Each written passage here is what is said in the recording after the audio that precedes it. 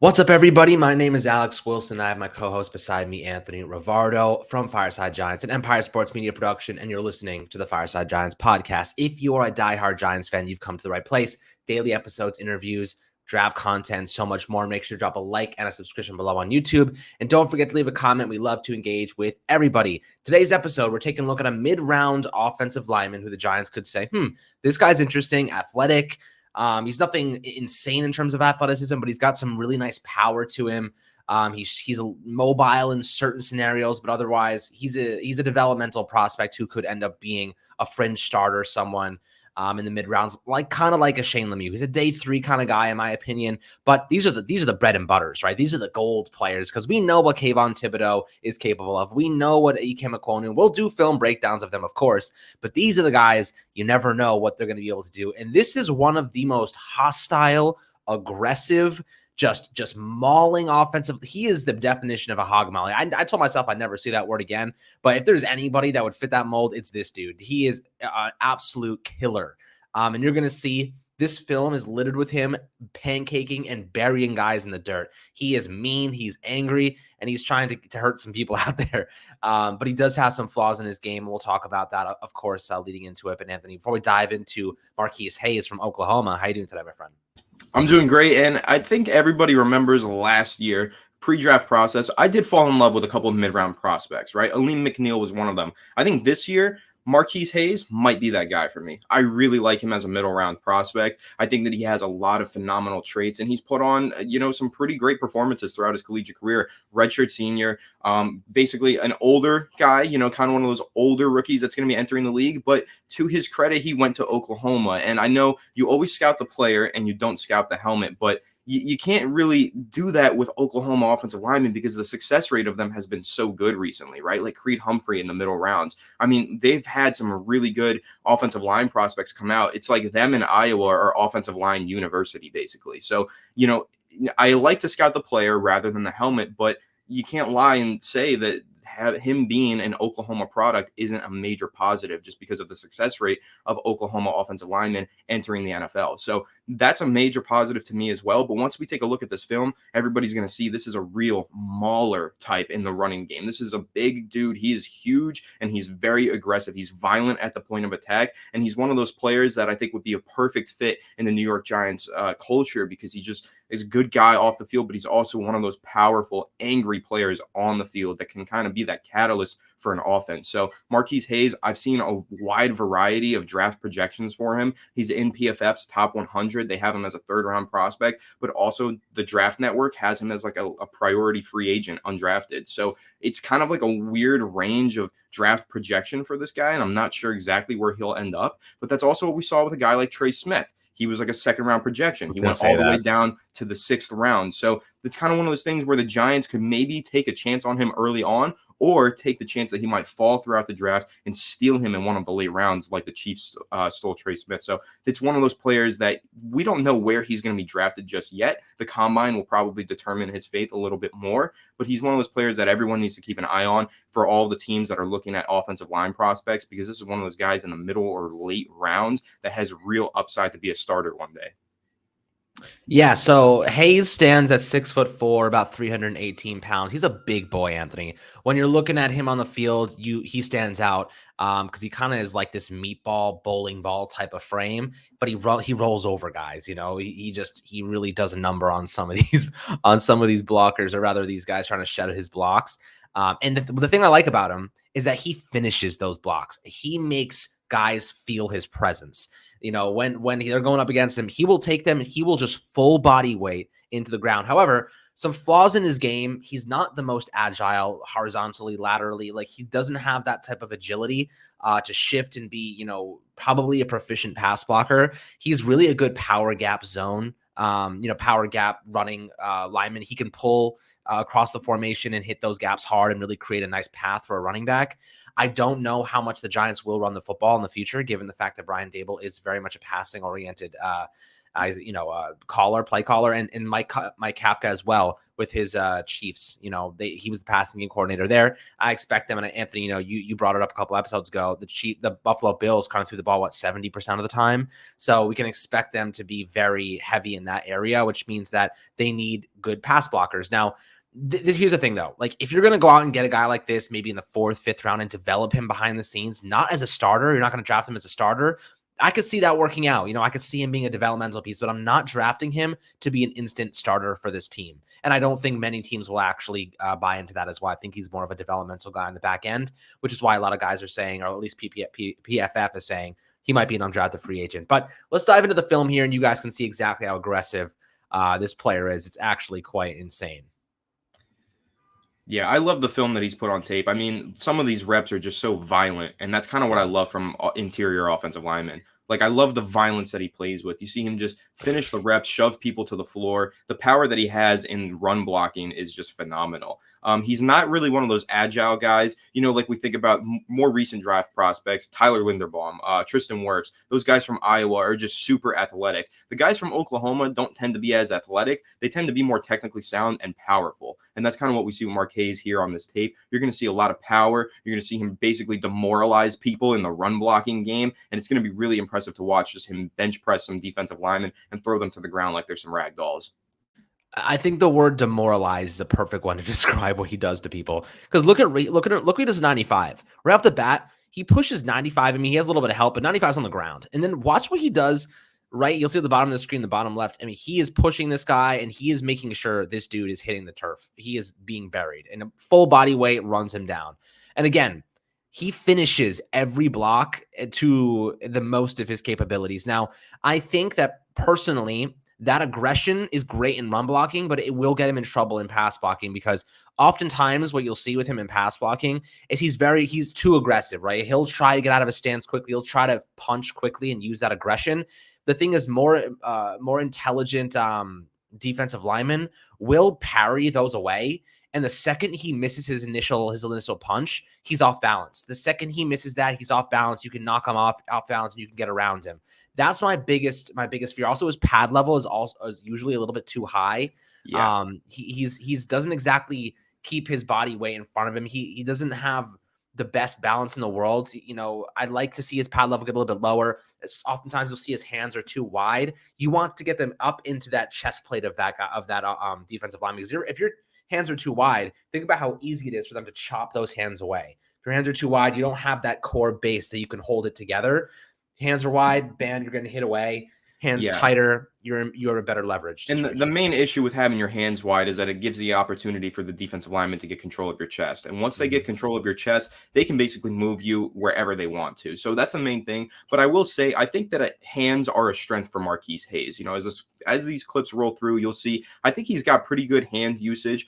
He's really powerful. I mean, look at that clip right there. He basically just pancaked that guy. That was all hands. He got his hands in the right position and then turned him and put him on the ground. Where Marquis Hayes begins to struggle is in the lower half of his body. His base gets a little weary, right? Like, it's not perfect down there. I mean, even on this clip, I think this is a good run blocking clip, but if you saw, that was more hand usage and power rather than a good base. This is not a good base. The way that he's, on this rep, his feet are way too wide. He's not really at a good pad level. He's hunching over, leaning over. This is how a defensive lineman in the NFL makes you fall over, right? This is where they get you to, fall on your face, basically, because you're leaning over and your base is too wide. But he gets away with it because he has such great hands and he's got so much power in his upper body. It's the lower body for Marquis Hayes. So, when we're going through the pros and the cons of a draft prospect, because I know I saw some people in the comment section want us to be a little more critical of certain prospects. When we're going through the pros and cons of Marquis Hayes, pros, really strong upper body and great hands.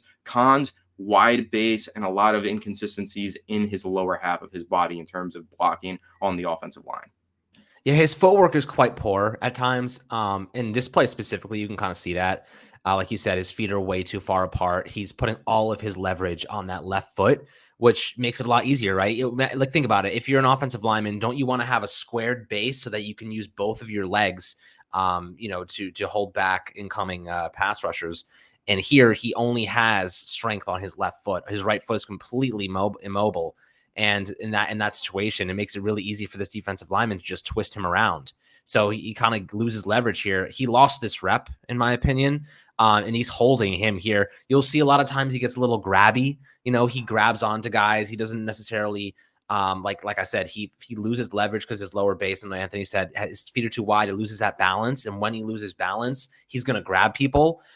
If he can improve his balance and improve that awareness and portion of his game, you're talking about a legitimate starter. But that's his biggest con at this point in time, is just his I think his basic fundamentals, which is something that you can work on. Yeah, absolutely. I think he's a very coachable player, right? Like he's got that power, that raw like ability to demoralize players, as we mentioned. That ability to just kind of like kill people on the spot. That's what we just saw in this clip right here. This is one of those plays where he doesn't have an assignment because it's only a 3-man rush. And he just has to go find work, and he does, and he pancakes somebody. That's really what you love to see from a guard, especially. Tackles usually have their hands full. Every rep, they're getting a pass rusher in their face. But guards, every now and then, against a 3-man pass rush, they have to look for work. And you want to see clips where he does look for work and just put somebody into the dirt like he does on this play. It's all power from his upper body. And, it's really one of those things where he is a very coachable player because he does have the traits. Maybe he's limited athletically, not the fastest, not the most nimble in his lower body, but because he has the great body type to be a guard and strictly a guard, and he also has the power in his punches with his upper body, he's a very coachable player that maybe isn't a starter on day one, but give it 6 weeks, give it, half of a regular season, he might develop into that guy that can start in the NFL regular season. Yeah, I mean, look, he's a big enough body, and I'll give him this, right? One of the things that you'll see from players is like they just don't have the motor, they don't have the energy, they lack in certain areas. He does not stop, right? Like he finishes blocks. He is the type of football player you want on your team because he's going to go 100% every single play. And guys like that are coachable. Guys like that you can mold. But one of his biggest cons is he's not the most athletically gifted guy. He's above average when it comes to power, but I think that to get over some of his athletic limitations, he has to get better with his fundamentals when it comes to his feet, his connection between his feet and hands. Oftentimes his feet and hands are just so out of sync, which forces him to overcompensate on either end. Most of the time it's with his hands. He's grabbing, or he's going to get called with a lot of penalties in the NFL if he continues with that poor base. But I just think that's coaching, if he can improve that coaching, if the Giants can give him a little bit more discipline there and really help him build those fundamentals, I think he'll be a really solid player. But you can see, man, like you can't get around the guy. Like there's one crack block play. There's a guy coming across the line of scrimmage, and I think it's a couple plays here, and he meets him, and oh my goodness, what a collision that was. It's pretty insane. But you can see here, like he's really silly. Look at that. Look at the gap. Like there's nobody getting around him right now. There was only guys coming from that right side. No one's getting around number 54. Dude's a freaking meatball in the middle there. Yeah, he's a total meatball, but he's got, I think back to Deontay Brown out of Georgia that went into the draft last offseason, right? Deontay Brown out of Georgia was like a strict meatball, had zero athletic profile. And I know that the major con for Marquis Hayes is a limited athletic profile. But honestly, you compare him to a guy like Deontay Brown, who I believe went in the 4th round. Correct me if I'm wrong, but I think he went in the 4th round. And you look at a guy like Marquis Hayes, and we refer to him as a meatball with limited athletic ability, but I think he's got a lot more athletic ability than Deontay Brown did. And I think that's kind of where he separates himself. Yes, he is kind of the Larry Warford archetype, right? That big guy who can just block in a phone booth and be that left guard that just stays in one spot all game. But I think that he's a little bit more than that. I do think that he has some upside athletically compared to other prospects that we've seen go pretty high in the draft, like a Deontay Brown, right? So I think, to his credit, he does finish plays at the second level a little bit better than a guy like Deontay Brown. I don't necessarily want him to be a pulling guard in a power gap system. I don't want to see him zone blocking too frequently, but he does have the ability to do it, and I think he can be developed into a decent player in his zone blocking system because he has more athletic ability than people tend to give him credit for. Yeah, I mean, this play is insane. Look what he does at just that instant impact. Like I said before, when he gets his hands on you, the dude is absolutely lethal. This pass rusher allows him to get his hands on him instantly, and he completely, like you said, upper body strength. I mean, man, he bench presses this man off of him. Look at this. He grabs him and just throws him. He throws him to the ground, and then he pancakes him and lays on top of him. That is what you call domination. That is what you call demoralization. That is just, if I was that defender, I think I would have just walked off the field. That's tough.